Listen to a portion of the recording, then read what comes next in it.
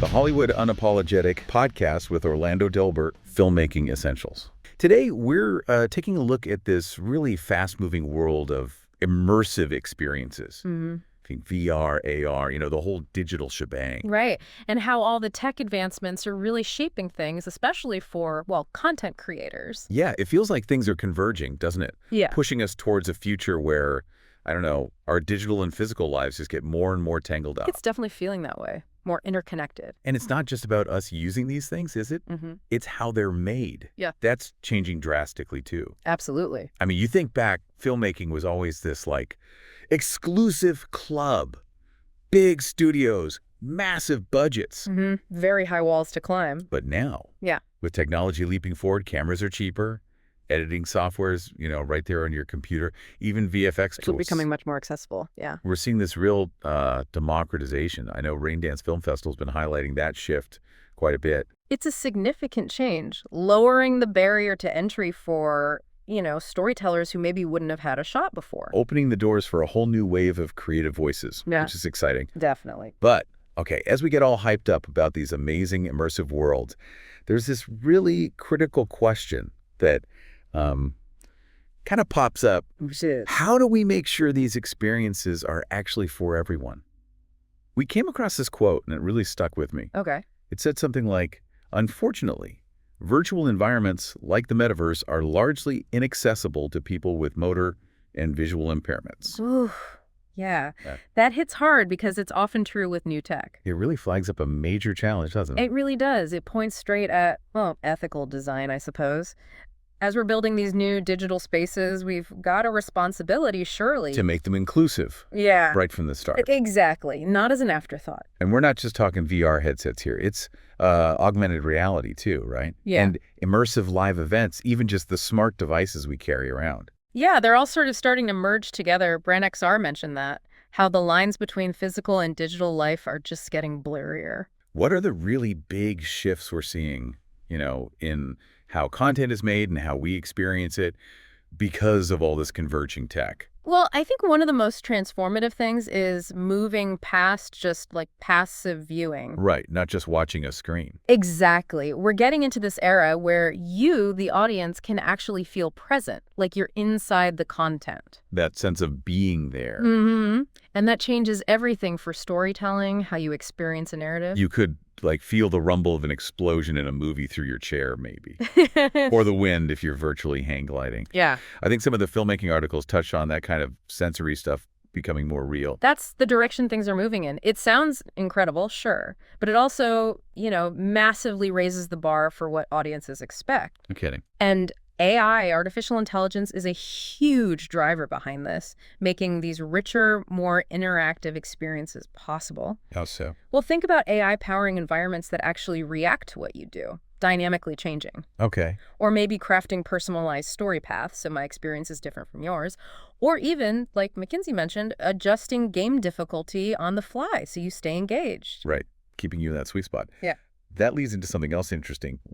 We saw AI making the creation side easier, too. Yes. There was this tool, Animate 3D. Someone mentioned it on, I think, a filmmakers forum. It lets you capture motion from just normal video. And apply it to a 3D model. Yeah, I saw that. Exactly. And apparently the basic version is free. Unlimited downloads. That's pretty amazing, even if the tech's still developing. That's a perfect example of technology just slashing costs and simplifying the whole workflow for creators. Toolified Our AI had a guide on AI motion capture, and it talked about the same benefits: lower costs, faster production, better accuracy. Just using a webcam for something that used to need a whole specialized studio, it's becoming real. It is. And it's not just the indie folks noticing. We saw that piece with the AI native studio exec. Oh, and Newsweek. Yeah. They had a really positive take on AI's impact. Made that point, AI's not going to take your job. It's the person that adopts AI who will take your job. Right. Yeah. It really hammers home how important it is for creators to, get on board with these tools. It's a really good perspective. It's about augmenting human creativity, using these tools to do more, not about replacement.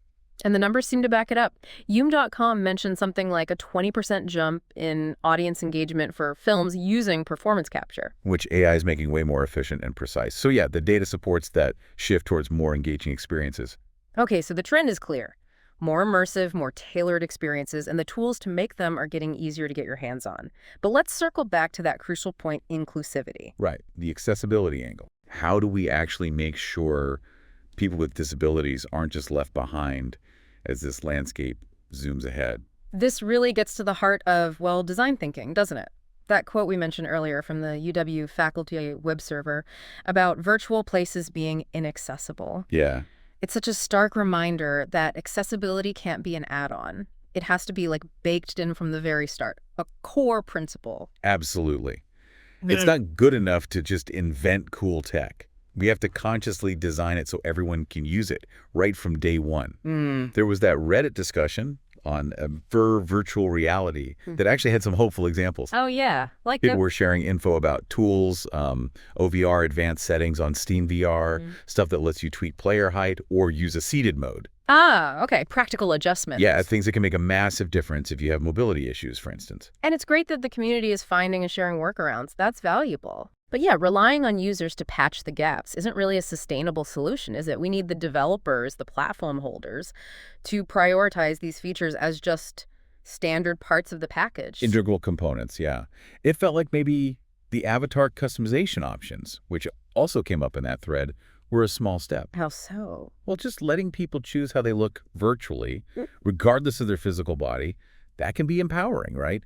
And contribute maybe in a small way to accessibility. That's a fair point. Representation matters, even virtually. And looking ahead, as AI gets more sophisticated, you can imagine even more powerful accessibility tools. Like what sort of things? Well, maybe real-time sign language translation within a VR meeting, or environments that automatically adjust sensory feedback sounds, visuals based on an individual's specific needs. Wow, okay. That opens up a lot. It does. The potential is there. So, wrapping things up a bit. Yeah. Where does this leave us? We're clearly at this really exciting point. Technology is unlocking totally new ways to tell stories, new ways to engage audiences. And the tools are becoming more democratic, empowering this, new Hollywood generation of creators you mentioned earlier. Right.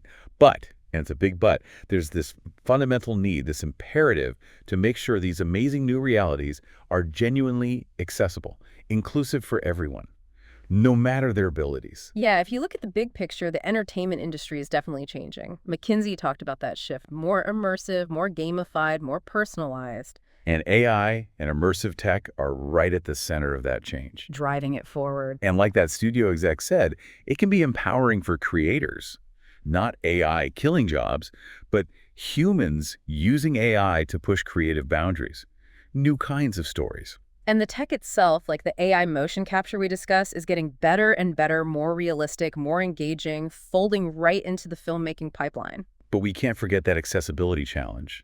The inaccessible virtual environments, the need for tools like OVR advanced settings, those discussions are critical reminders. Accessibility has to be foundational, not an optional extra. It really feels like the future of all this hinges on balancing that drive for innovation with a real commitment to inclusion, making accessibility just normal, part of the design DNA. Well said. It's about mindset. Lots to think about. Considering how fast tech is moving, quantum computing potentially on the horizon, adding unimaginable power, and this growing focus on inclusivity, makes you wonder, doesn't it? Wonder what? What totally unexpected opportunities might pop up right at that intersection of, say, future computing power, immersive tech, and accessibility. Could we see completely new ways for literally everyone to not just experience, but actually create these new realities, ways we can't even picture yet? That's a really interesting question to ponder. Definitely some food for thought there. Thanks for exploring these depths with us today. You can find more insights on navigating the entertainment industry and achieving success in Orlando Delbert's work, including his book, Pollyanna's Tear-Soaked Battlefields of Hollywood, a survival guide against the cynicism and the hypocritical, and of course, the Hollywood Unapologetic platform. And always remember, you are the key to your own success. You are the new Hollywood generation. Be informed, be prepared, and most importantly, be great. That's it. Be great. Good luck out there. See you next time.